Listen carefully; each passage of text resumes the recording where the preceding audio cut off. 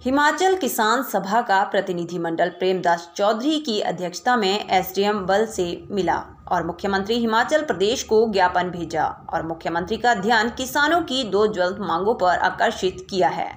पहला मुद्दा यह है कि अप्रैल और मई में भारी बारिश होने की वजह से गेहूं की फसल मुख्यतः 100% खत्म हो चुकी है। इसी तरह दूसरी नकदी फसलों को भी बहुत ज़्यादा नुकसान हुआ है। दूसरा मुद्दा यह है कि सरकारी बिक्री केंद्रों पर किसानों को मक्की का बीज एक आधार कार्ड पर मात्र 5 किलो ही दिया जा रहा है। इसी तरह से जो चरी और बाजरा के बीज हैं उनकी भी सीमित मात्रा ही किसानों को उपलब्ध करवाई जा रही है, जिससे किसानों में भारी रोष है। इन मुद्दों को देखते हुए किसान सभा मांग करती है कि बारिश से हुए नुकसान का तत्काल आकलन किया जाए और किसानों को उचित मुआवजा दिया जाए। और दूसरी मांग बीजों को लेकर है। बीजों के वितरण की पुरानी व्यवस्था को ही लागू किया जाए।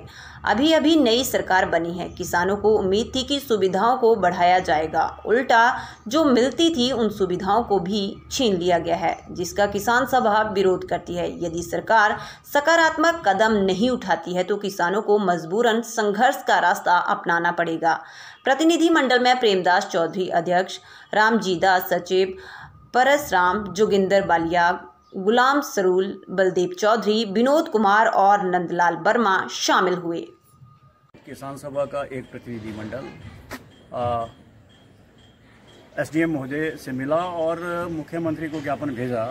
ये जो बल में भारी बारिशें हुई हैं उस वजह से बल की गेहूं की फसल मुख्यतः और अन्य जो नकदी फसलें उनको भारी नुकसान हुआ है। गेहूं की फसल तो करीब 100% खत्म हो चुकी है और ये हमने मांग पत्र सौंपा है इसके लिए कि सरकार जो है इसका आकलन करवाए और इसका किसानों को मुआवजा दे। जो लागत किसान की लगी है वो भी इसमें वापस आने का कोई भी ऐसा तरीका नज़र नहीं आ रहा है कि वो भी मिलेगी।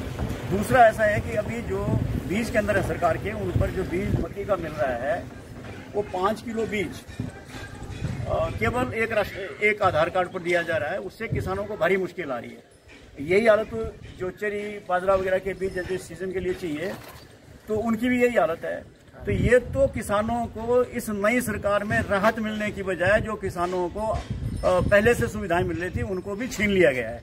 तो ये भी हमने ज्ञापन के माध्यम से मुख्यमंत्री से मांग करी है कि कम से कम ये जो है इसको एकदम तत्काल बंद कर दिया जाए और जो पुरानी व्यवस्था थी उसको वैसे ही बहाल किया जाए।